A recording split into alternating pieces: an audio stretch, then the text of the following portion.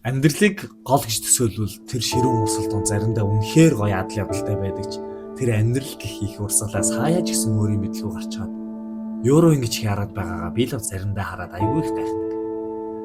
Нэг л яарсан, ууралсан хүмүүс яг юуны төлөвийг нь бүдэг бараг юм яриад хичээгээд мөрөөдөд байдаг. Үгүй мөрөөдөх нь зүйл дөө. Гэхдээ хэтэрхий одоод амьдрч чадахгүй байгаа юм шиг.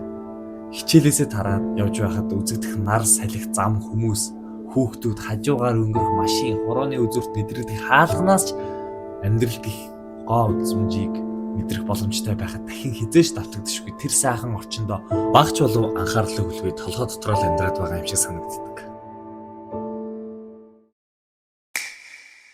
Миний бодлоор Vagabond манга яг энэ сэдвийг хөнддөг юм шиг санагдсан.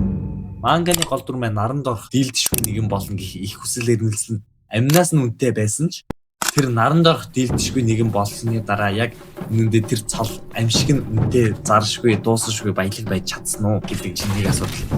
Үнэхээр тэр зам нь сайхан байсан уу? Эсвэл тэр ориглон сайхан байсан уу гэдэг бас нэг асуудал. Гэх мэтчлэн маш их хувь хүний дотоод зөрчлийг байж бол хамгийн гайхалтай зураглалыг үйл явдлаар өгүүлж чаддаг. Жинхэнэ харгас бөгөөд үзэсгэлэнтэй бүтээл бол Vagabond. Манга маань дайны дараах зүр зургаар эхлэх бөгөөд хүн малын тогтцосонд нэгэн нэр хөлөндөө шарахтай хэвтэж байхад манай гол дүр Shinmen Takazo юм аа. Түүнийг дээшээ хараад мөнх хөх тэнгэрээ ажиглаад хэвтэж байх үед агтмаар сэлэн бомбоо агссан хэдэн халзан самурай нар түүний чиглэн нэгж байх дүр зургаар одоо жинкнээсээ манга маань Shinmen Takazo нэртэй панелаар эхэлнэ.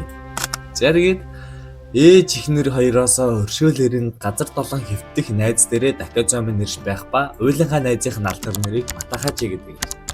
Сүмсэн зайлхаа шахсан найзаа сугтаж аваад явж байтал харанхуй болоод модны орол тэр хоёр анхнаасаа бидэнд ялах боломж байгаагүй. Бид өөрсдийнхөө төлөө Sakashig орхисон. Жадны оронд хотгоо өгсөн гэх мэтээр ярилцаж байгаа нь ямар хүн толгоом байсан нь илэрхий болж байгаа. Тэгээд модны оролд бааж исэн заяа. Тэгээд модны оролд бааж байтал Matahaachi руу халзан самурай нар дайрч манай хүн баруун малтал Takazo жинхэнэ ангууш байна гэж ойлсон чинь Takazo аль хэдийн 2-1 хийгээд алах юм бол алан шууханы юм яриад нэгнийх нь тухыг хагам өргөөд толгойг нь барьж ягаад модон цаваад алчаад нөгөөх рүү чулуу аваад шидсэн. Нөгөө халзаак нь хазаар айсандаа халтарч унаад нөгөө Matahaachi-г маань алах гэж байсан нөхрийн дагдсан тушаа газар нөгөө чулуу оноод үнчин мөчөр хугартлан зөхөө. Хуурхайг нь хоолоор нь оогоод 3-аас 2-ыг нь онц гэрцгийгээр алаад нөгөөхийг нь хавцаараа айлгаад хааны аки баг хийгээд зөө.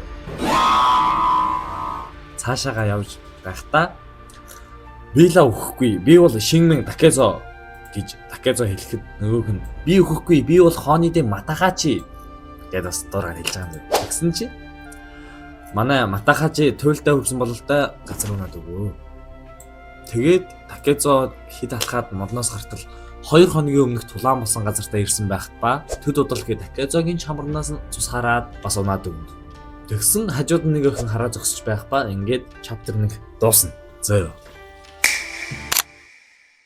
Chapter 2. Akemi. Takazo маань иймэрхүү байдалтай сэрж байгаагаар 2 дугаар chapter маань эхэлнэ. Тэгэхээр үүнээс харахад нөгөө шин таарсан охины л гэр байгаа юм шиг байгаа зөө. Энэ их болохоор нөгөө охины ээж ба нэрийг нь Oko гэдэг байх юм. Тэгээд Takazo босоод шууд бошоо явъя хоёулаа оргодол гэсэн чинь Matahaachi явхаас өмнө ядаж талархснаа илэрхийлээрээ тэд бидний хэд хоног оргинуулсан шүү дээ гэж байгаагаас харахад эндээ бас гайгүй хэд хонсон юм шиг байна. Тэгсэн манай хоёртой таарсан охин барууны генерал баригдаагүй болохоор ордол зэргүүдийг баривчилж байгаа гэж сонссон гэж хэлжээ. Үүнээс харахад энэ хоёр маань тэгж хамаагүй гадуур дотор яваад байж болцохооргүй байдалд байгаа нь харагдаж байгаа. Яваа хэлчих шиг. Тэгээд нөгөө их хажуунаас нь та хоёрын нэг нь Akemi-тэй гэвлээд энд үлдсэн дээр тэгээд охиноосоо энэ хоёрын аль нь таалагдж байна гэж асуухад охин нь гэрээсээ гараад өгөв. Өдөр болж Takazo ойд санамсаргүй хортой мөг түүж байхад санамсаргүй шүү заяа. Нөгөө охин ард нь нэрчгсэн түүж байсан мөгийг нь хортойг нь хэлээд чи яагаад надаас юу ч асуухгүй байгаа юм? Matahaachi надаас тасралтгүй юм асуудаг гэсэн манай хүн насыг нь асуудал 15 таа гэд эргүүлээ Takazo-гоос насыг нь асуудал. Takazo маань 17 даа хүүхэд байсан байвал яг хоо. Тэгээд үргэлжлүүлээд биднийг аварсан тэр шин зөгцөөр дүүрэн газар чи юу хийж яасан юм бэ гэж асуух үед үзэгдэл солигдож Матахачи маань айлын амбаар ухаж байгаад маш их сэлэн болоод гайхаад сууж байтал нөгөө хүүхэнд баригдчих юм Око гэдэг ээж. Энэ үеэр Аками тулаан болсон газар ирж сэлэн хуйг гих мэт зарж болох бүхнийг цуглуулж мөнгө олтгоо. Тэгэхээр манай ээж охин болохоор тулаан болсон газараас ингээд юм зарж болох юм л ойлцоод мөнгө олдог байгаа юм зэ. Тэгтэл модон дотроос нь сахалтай хүн гарч ирэхэд Аками шууд л чулуу шидэх гэж оролдоод Такезо боловч тэр бол Цужикадзе Тэнма авиг минь алсан хүн гэлээ сүртэй. Тэгэл 2 дугаар чаптарт дуусчихсан зэ. Chapter 3. Око. Чи ахаад Саки Гахара дээр очсон уу гэж охин асуухад нөгөө темагаас Цужикадзе бүлэг ийм балаа юмыг зүгээр өнгөрөөхгүй гэд Окод намайг анхааруулж байна гэж хэлээрээ гэнэ амар зэг арснаа яваад өгнө. Ерөнхийдөө энэ ээж хоёр охин болохоор дайны талбараас зэвсэг булгаа хийж амьдэрдэг гэсэн шүү дээ. Тэгээд тэрийг нөгөө Тэнма гэдэг нөхөр зөвшөөрдөггүй ч гэх юм уу, дээрэмсэн зэвсгийг ахаад дээрэмсдэг ч гэх юм уу. Нэг тиймэрхүү болд юм шиг байгаа юм зэ.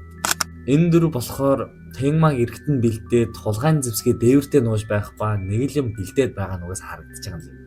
Тэгээд Такезо нэгэн модон сэлэм олж аваад үүнийг авахыг хүсэж байна гэхэд Око аваа гэж хэлээд нэг эвгүй харчаад тэгээд үзэгдээ. Манай дөрөв ширээ төрөө суужсан ууж байх ба Матахачи Сакушугийн Миямото руу буцах гэж байгаагаа хэлв. Энэ газар нь болохоор манай хоёрын дөрсөн газар юм байгаа. Харин Око ихээхэн согтчихсан байх ба Такезог налтсан зэ. Арх ухыг ятгасаар байгаа нөгөөх нь ганц болгосон, уусан, тасарсан, унтсан байх зэ.